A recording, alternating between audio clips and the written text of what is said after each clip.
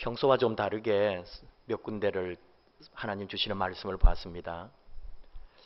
다른 이름이 다른 사람을 만나는데 열왕기 상에서는 아비암, 역대하에서는 아비야라고 말합니다. 이름만 보면은 두 사람인 것 같은데 동일한 사람이에요. 아비야함은 바다의 아버지, 해신이 나의 아버지다, 이런 뜻이 되고요. 아비야는 주는 아버지 또는 여호와는 아버지, 이런 뜻이 돼요. 같은 사람인데 이름을 이 역사서가 서로 다르게 표시를 하고 있어요. 열왕기 상 앞에 우리가 읽었는데 좀 간단하게 설명을 합니다. 아비얌에 대해서. 솔로몬이 죽고 이제 나라가 남북으로 나뉘었잖아요. 그래가지고 북쪽 이스라엘은 여로보암이 다스리고 남쪽은 솔로몬의 아들 르호보암이 다스렸죠. 근데 이쪽 유다는 벌써 이제 르호보암 왕이 죽고 그 아들 아비야함이 이제 왕이 되었다는 거고, 북쪽의 여로보암은 그대로 지금 왕 노릇을 하고 있어요. 18년째. 근데 북쪽은 여로보암이 18년 됐는데 이쪽 남쪽은 이제 유다의 아비야함이 왕이 되어가지고 예루살렘에서 3년을 다스렸다, 이런 식으로 좀 설명을 합니다. 근데 아비야함이 잘 못했다는 거예요. 그 아버지 르호보암의 길을 따라서 죄를 행하고 그 조상 다윗의 마음과 같이 않게 여호와 앞에서 온전하지 못했다, 이렇게 이제 평가를 합니다. 대신에 다윗은 어땠다고요? 우리야 장군을 죽게 한 그 외에는 다 하나님 앞에 참 모든 것을 정직하게 행하고 잘했다, 이렇게 지금 평가를 했어요. 대신 하나는 아비암 시대에도 북쪽 여로보암과 전쟁이 있었다, 그렇게 이제 아까 열왕기 상에서 그렇게 설명을 합니다.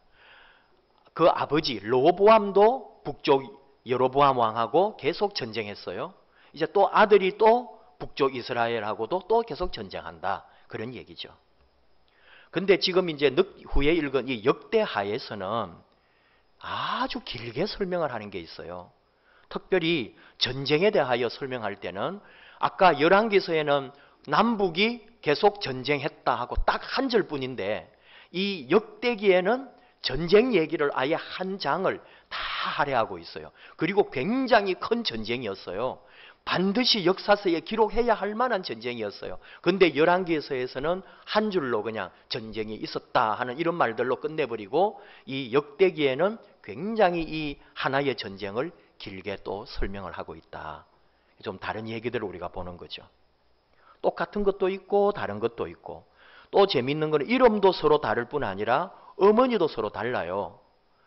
열왕기서에서는 압살롬의 딸이다. 그 이제 글자상에 아비살롬의 딸이라고 되어 있지만은 그게 압살롬이거든요. 근데 이쪽에는 완전히 엉뚱한 기브아 사람 우리엘의 딸이다, 이렇게 또 서로 나눠놨어요. 근데 이런 거는 학자들이 나름대로 답을 얻었어요. 뭐냐면은 우리를 믿음의 조상으로 이제 하면은 아브라함의 자손이라고 말하잖아요. 그런 것처럼 다윗 가문의 자손들을 다윗의 아들, 이렇게 표현할 수 있거든요. 그러니까 이 지금 아비야 또는 아비암의 어머니는 압살롬의 딸이라고 열왕기서에서 말했지만 그거는 압살롬의 후손이라는 말로 그렇게 해석을 했어요. 나름대로 이런 건 공부할 때에 우리가 할 수 있는데, 오늘 우리가 주목하는 거는 이 전쟁에 관한 거예요. 어떻게 저 열왕기서에서는 한 절밖에 없는데 이 역대하에서는 굉장히 길게 이 전쟁에 관한 이야기를 하고 있는가 하는 거죠. 그것도 북이스라엘군이 80만 명이었고 남유다는 40만 명이었다. 굉장히 엄청난 군인들이 있는 거잖아요. 이 전쟁을 제마라임 전쟁이라고 불러요. 왜냐하면은 제마라임 산에서 이 남쪽의 아비야 왕이 북쪽 군대와 북쪽의 여로보암 왕을 향하여 전쟁을 개시하기 전에 일장 연설을 해요. 그래서 이 전쟁을 이제 제마라임 전쟁이라고 하는 거죠. 북쪽 여로보암 왕이 18년째에 전쟁이 난 거잖아요. 그러니까 남유다는 이제 막 왕이 된 거예요. 누가 더 잘하겠어요? 이미 오랫동안 왕 밑에서 훈련받은, 거기다가 대군대 80만 명이 이 남쪽에 이제 왕 되어가지고 군인들 데리고 온 40만 군대보다 훨씬 북쪽이 더 강하다 이거죠. 겉으로 보면은 북이스라엘이 이길 수밖에 없는 전쟁이에요. 근데 이때 이 아비야가, 남쪽 유다의 왕 아비야가 제마라임 산 위에 서서 저쪽 군대를 향하여 막 연설을 했다, 이런 말이죠. 그 내용이 뭐냐 하면은 하나님이 소금 언약으로, 소금 언약이라고 하는 것은 이제 변치 않는 소금처럼 하나님과 이스라엘 사이에 영원히 변치 않는 약속이 있다 이거죠. 그 약속이 뭐냐? 이스라엘의 집을 영원히 다윗과 그 후손에게 주기로 했는데, 여로보암이 신하였다가 배신해가지고 북쪽에 나라를 만든 거잖아요. 그래서 남쪽에 솔로몬의 아들인 르호보암 왕을 대적하여 저쪽에 나라를 세웠을 뿐 아니라, 그리고 계속 전쟁을 해가지고 원래 영토도 훨씬 많이 가져갔는데 아직도 계속 이쪽 남쪽 유다의 땅을 노리고 전쟁을 일으키고, 북이스라엘이 호전적으로 나오고 있는 것은 잘못됐다. 너희들의 왕 여로보암을 봐라. 타락한 이교를 본받아서 금송아지 만들고 터무지없는 제도와 방식으로 엉터리 사제들을 세워서 우상을 섬기고 있다. 그러나 우리 남쪽 유다는 성전에서 제사장들이 율법과 전통에 따라 여호와를 제대로 섬기고 있다. 하나님이 우리와 함께한다. 하나님이 우리의 대장이요 우두머리다. 그의 제사장들도 우리와 함께 지금 전쟁의 나팔을 불면서 너희들을 공격한다. 이스라엘 자손들아, 너희 조상들의 하나님 여호와와 싸우지 마라. 하나님을 대적하지 마라. 너희가 형통하지 못하다. 이런 식으로 이 남쪽 유다의 왕이 이제 어떤 공격도 되고 겁도 주고 하나님의 이름으로 선포했다, 이런 말이에요. 그러니까 이 열왕기서하고 역대기하고 이 전쟁에 대한 입장 차이가 있다, 이런 거죠. 그러니까 열왕기상만 읽으면은 얼마나 큰 전쟁이고 무슨 전쟁이었는지도 모르는 거예요. 그런데 우리는 역대하를 통해서 이 전쟁이 어떤 전쟁이었는지를 다 볼 수가 있는 거죠. 그리고 또 하나 재밌는 거는 열왕기서는 이 아비야 왕에 대하여 부정적인 평가를 내리고 있다, 이렇게 보는 거죠. 학자들이 발견한 건데, 왕의 이름을 아비얌이라고 불러요. 열왕기서에서는. 좋은 뜻이 아니거든요. 뭐 해신, 바다의 신, 이런 걸 말하는 거예요. 왜? 이 왕이 우상을 섬기고 그 아버지 르호보암 따라서 타락을 했거든요. 그러니까 역사가가, 이 학자들 주장이 그래요. 왜 아비야를, 아비얌이라는 얌자를 거기다가 역사서에다가 남겨놓았느냐? 바다의 아버지 또는 해신, 바다신이 아버지라고 이렇게 뜻이 그렇게 되는데 왜 그렇게 했느냐? 얌이 뭐냐 하면은 가나안 족속이 섬기던 우상 이름이거든요. 그러니까 우리가 모르지만 학자들은 그렇게 추측을 하는 거죠. 역사가들이 이 아비야 왕을 놀리고 있는 거죠. 끊임없이 우상을 섬기고 잘못한 것에 대하여 그 역사서에다가 왕의 이름에다가 장난을 친단 말이죠. 아비얌이라고 딱 받침을 하나 넣어 놓아서 이 아주 타락하고 잘못되고 우상 섬기는 왕이다 하는 걸로 딱 찍어버린 거죠. 왜 이런 차이가 생겨났을까? 조금 공부 같지만 들어보십시오. 열왕기서하고 역대기는 내용은 다 비슷해요. 근데 그 안에 역사적 관점이 많이 다르다 이거죠. 왜냐하면은 열왕기서, 앞에 읽은 열왕기서는 주전 560년경에 기록됩니다. 무슨 얘기냐 하면은 586년에 유다가 망했으니까 20여 년이 지나서 그 포로 시대의 역사를 기록했단 말이에요. 그러니까 관점이 뭐냐 하면은 왜 이 나라가 망했는가? 왜 하나님의 백성 선민이 이렇게 멸망당하고 포로가 되고 왜 다른 우상을 섬기는 적국에게 이 선민 나라가 망하는가? 여기에 대하여 생각을 하면서 역사를 쓰는 거예요. 그러다 보니까 결과가 뭐냐? 답이 뭐냐? 우리 민족이 하나님 앞에 범죄했기 때문이다. 거기에 누가 있느냐? 왕들이 있는 거예요.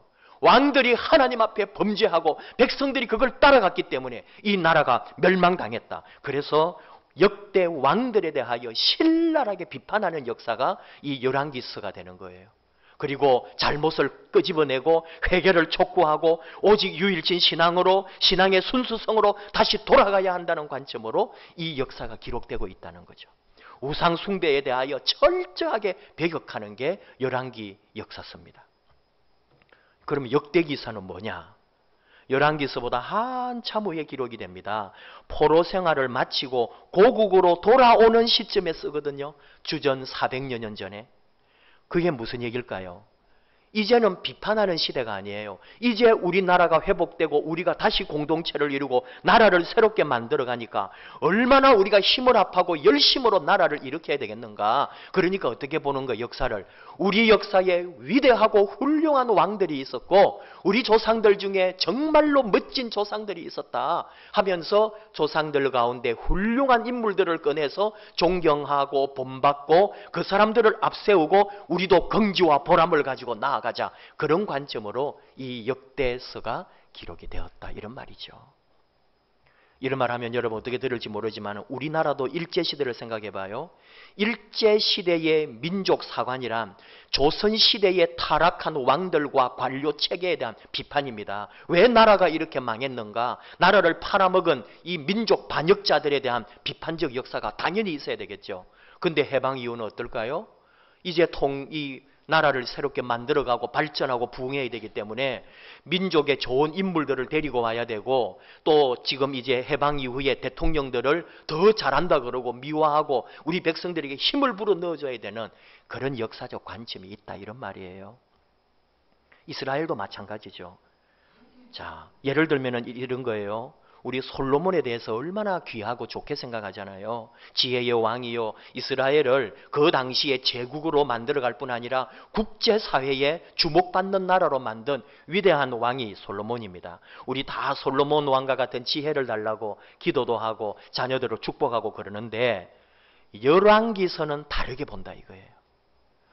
역대기는 굉장히 솔로몬의 아주 영웅화시키지만 열왕기서에서는 솔로몬도 비판해버려요. 뭐냐 하면은 열왕기상 11장을 통해 보면은 솔로몬은 하나님께서 주신 은혜의 일부분인 부귀와 지위에 눈이 멀었고 그거 지키기 위하여 이방인 여자들을 들였다. 11장 4절 솔로몬의 나이가 많을 때에 그의 여인들이 그의 마음을 돌려 다른 신들을 따르게 하였다.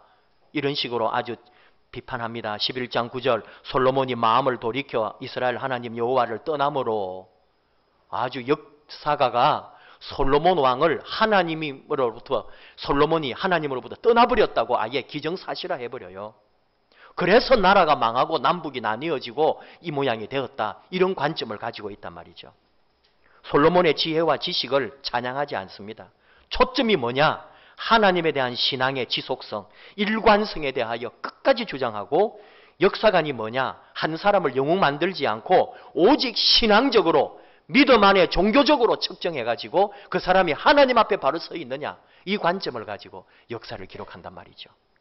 근데 반면에 역대기는 어떠냐?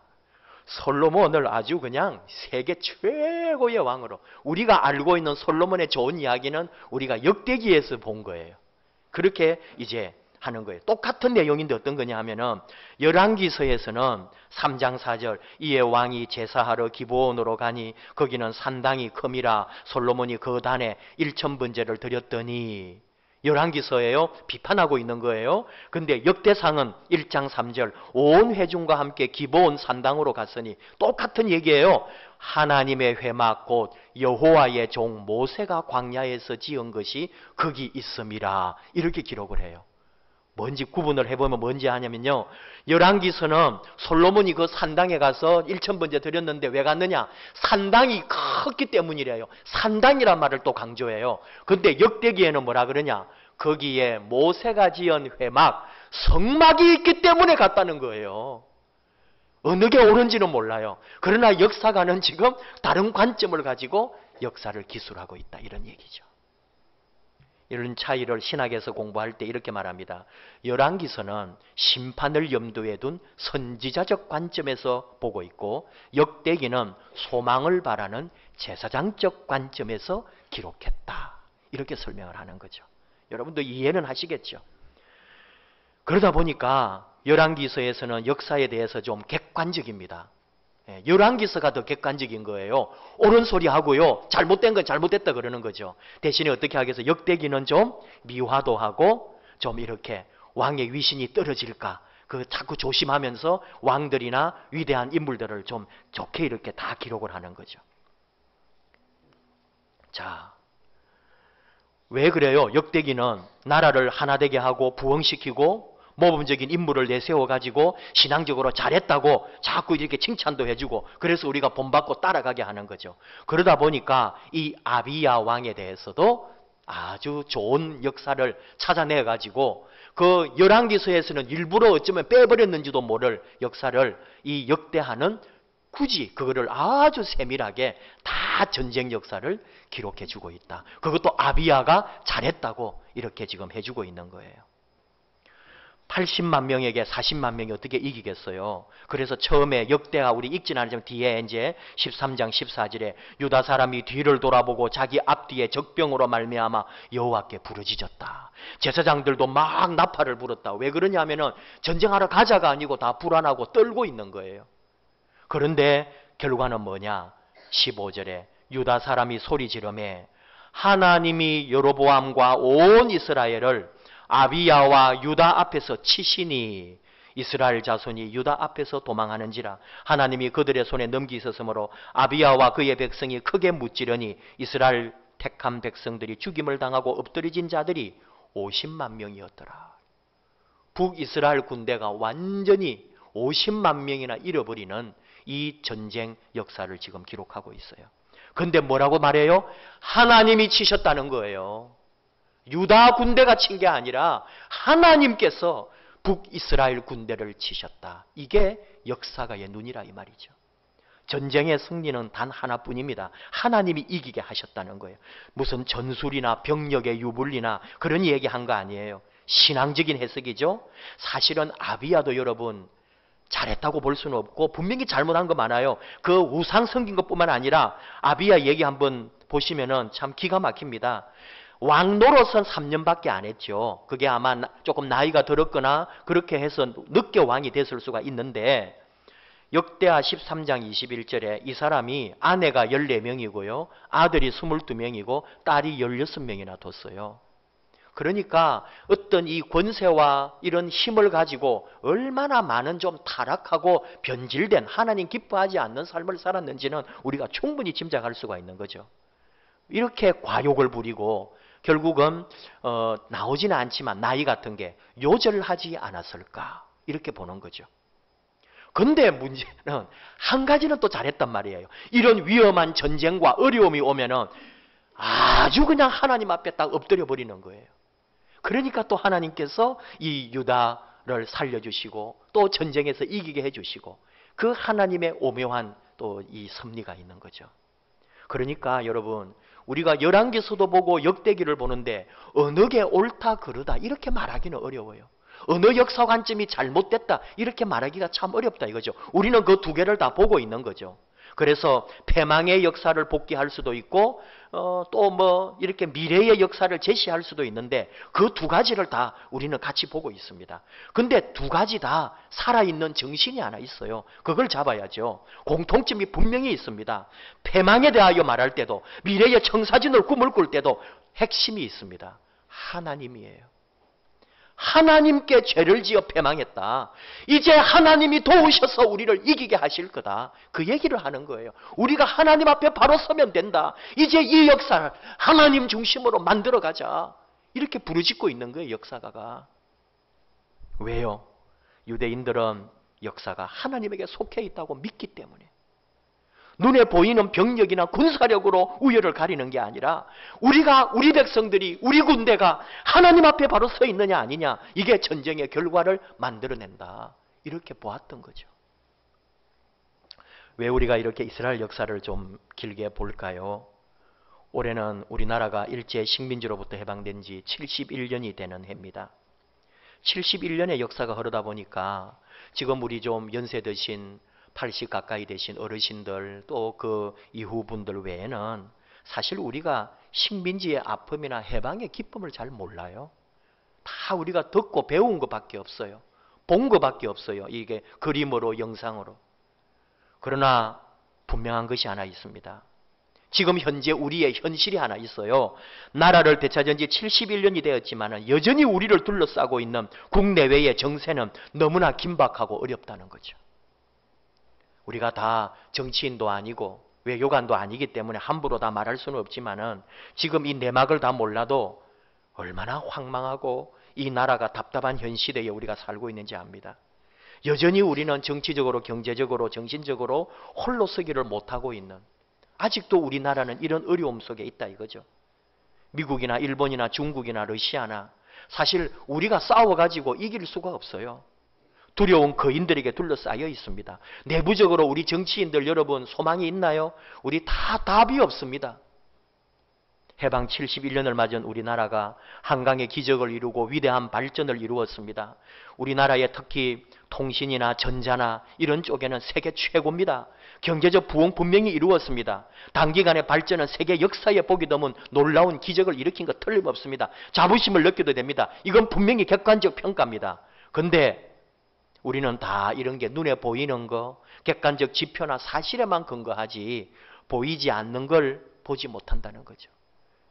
북쪽 여로보암 군대 80만 명, 남쪽 아비야 군대 40만 명, 이거 객관적인 것만 보면은 전쟁 하나만 하지요. 그러나 하나님은 눈에 보이지 않는 하나님의 역사를 만드시더라 이거예요. 마찬가지로 우리나라도 그렇겠죠. 하나님의 관점이 있어야 되는데 이 역사를 보고 문화를 보고 세상을 보는 우리나라나 우리 주변 모든 외적인 모든 것들에 하나님 관점으로 보는 눈은 하나도 없어요. 보이지 않는 하나님 손에 잡히지 않는 하나님을 향한 그 열망 가운데 역사를 볼 수 있는 그리스도인이어야 되는데 우리에게 그런 것이 다 사라져버렸다는 거죠. 우리나라가 종교 국가가 아니니까 우리는 그래야 할까요?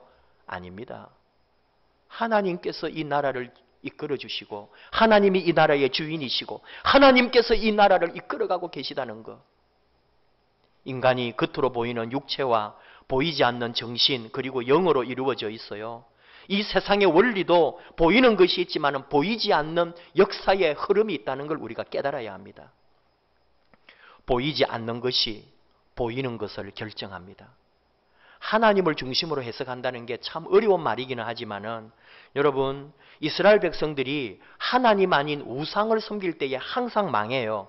그런 거를 분석을 할 때 어떤 거냐 하면 우상을 섬긴다는 거는 영의 분열을 말하거든요. 정신의 분열을 말하는 거예요. 내 안에 영과 정신이 분열되고 분리되고 있는데 어떻게 육체적 삶이 바르게 되겠냐고요. 전쟁과 외교와 또는 내적인 모든 정치에 제대로 될 리가 없는 거죠. 그러니까 나라가 멸망하더라 이거예요. 우리도 마찬가지죠. 우리도 하나님 앞에 바로 서고 특별히 오늘날 교회나 목회자가 얼마나 비난받고 잘못하고 있는지 참 부끄럽게 짝이 없는 이 시대에 우리가 하나님 중심 앞에 하나님 말씀 앞에 그 신앙 앞에 다시 서야만이 역사를 이끄시는 하나님께서 이 나라를 이 교회를 우리를 세워주신다 이 말이죠. 우상이 뭐예요? 많이 들어보셨을 거예요. 하나님보다 더 귀하게 여기는 것, 하나님보다 더 소중히 여기는 것, 하나님보다 더 우선하는 것, 이게 우상이라고 우리가 배웠잖아요. 맞습니다. 돈일 때도 있고요. 출세와 향락과 또는 자식과 내 삶에 얽힌 이런 관계들이 하나님보다도 더 강력해서 거기에 매여서 꼼짝 못하고 사는 우리들. 어떻게 역사의 주인이신 하나님께서 우리와 함께 하시겠습니까? 도리어 하나님을 아프게 하고 분노하게 하는 일들만 많은 거죠. 오늘날 우리 이 사회의 흐름, 특히 지도자 엘리트를 비롯하여 종교인들과 우리 교회가 하나님의 진노를 불러일으키기에 마땅한 방향으로 가고 있다는 거 우리가 다 인정하지 않습니까? 겉으로 상식적인 역사로 말하면은 북한의 위협이나 미국이나 중국, 일본, 러시아 사이에 꼼짝 못하는 우리나라, 이런 게 모두 우리에게 심각한 위협이라고 말합니다. 무엇이 위협이 되고 무엇이 위협이 되고 뭐를 말합니다. 하지만 우리는 하나님의 시각으로 역사를 봐야죠. 하나님 앞에 이 민족이 바로 서지 못한 것, 하나님 앞에서 이 민족의 지도자들이 범죄하고 있는 것, 이것이 우리나라의 최대의 위기다. 이 고백이 없는 한 우리나라는 소망이 없어지는 거죠. 우리는 외쳐야 합니다. 예언자들이 그랬던 것처럼. 그리고 우리 자신에게 외쳐야 됩니다. 회개하라. 주께로 다시 돌아오라. 그것만이 우리가 살 길이다. 정말로 하나님 앞에 우리가 다시 엎드려야 된다. 광복 71주년을 맞이하면서 이 나라를 생각하면서 결국은 우리 자신에게로 돌아오는 거예요. 하나님 앞에 하나님이 보실 때 내가 어떤 존재인지, 내 인생의 역사를, 우리 삶의 역사를 주관하시는 하나님 앞에 바로 서지 않으면 나도 결국은 멸망의 길로 갈 수밖에 없다는 것. 하나님께서 우리 민족을 여기까지 끌고 오셨습니다. 우리 성도님들과 우리 교회가 얼마나 소중하냐. 하나님과 우리 민족을 이어주는 이 끈이에요. 근데 우리 교회가 잘못하고 우리가 너무 못하니까 이 끈이 너덜너덜하고 떨어지려고 하는 거예요. 다시 이 끈을 보수해야죠. 다시 더 엮어야죠. 더 엮어서 더 튼튼한 끈으로 만들어서 이 민족이 하나님과 붙어 있을 수 있도록, 이 민족이 하나님을 붙들고 갈 수 있도록 이 끈을 보수하는 일을 우리가 해야죠. 이 민족이 하나님 앞에 바로 서기 원합니다. 역사는 보이지 않는 손길이 이끕니다. 출애굽해서 가나안 땅을 정복하기 전에 정탐꾼들이 12명이 가지요. 10명은 다 현실에 맞는 소리 합니다. 그런데 2명은 하나님 관점으로 얘기하는 거예요. 들은 백성들은 저 2명 죽여라 그러고 돌로 치려고 합니다. 그런데 하나님은 어떻게 하십니까? 그 2사람의 말대로 역사를 이끌어 가시는 거예요. 그리고 이스라엘 역사의 주인공이 되게 하십니다. 여호수아와 갈렙. 오늘 이 시대도 마찬가지죠. 보이지 않는 것을 볼 수 있고 하나님의 관점으로 세상을 보고 나를 보고 사회를 보고 가정을 보고 이 민족을 볼 수 있는 눈, 그리고 무엇보다도 내가 하나님 앞에 회개하고 믿음 앞에 다시 서서 지금 탈신앙의 시대에 무식해 보이고 어리석어 보이지만 나는 신앙 안으로 다시 들어갑니다. 나는 믿음 안으로 다시 갑니다. 모든 사람이 손들고 포기하는 하나님의 교회를 향하여 나는 다시 들어갑니다. 주여, 이 민족을 불쌍히 여기시오. 이 민족을 불쌍히 여기시고 이 교회를 불쌍히 여기시고 나를 불쌍히 여겨주소서. 하나님을 잡고 있는 이 끈을 놓지 않겠습니다. 광복 71주년을 맞이하면서 나라와 민족을 위해서 기도하는, 그리고 내 자신을 더 깊게 하나님 중심으로 해석하고 정말로 이제는 하나님 외에는 길이 없다는 것을, 나의 가장 최우선 순위는 하나님입니다. 하나님 중심의 역사를 기록하고 주인공이 되는 저와 여러분 되기를 축복합니다.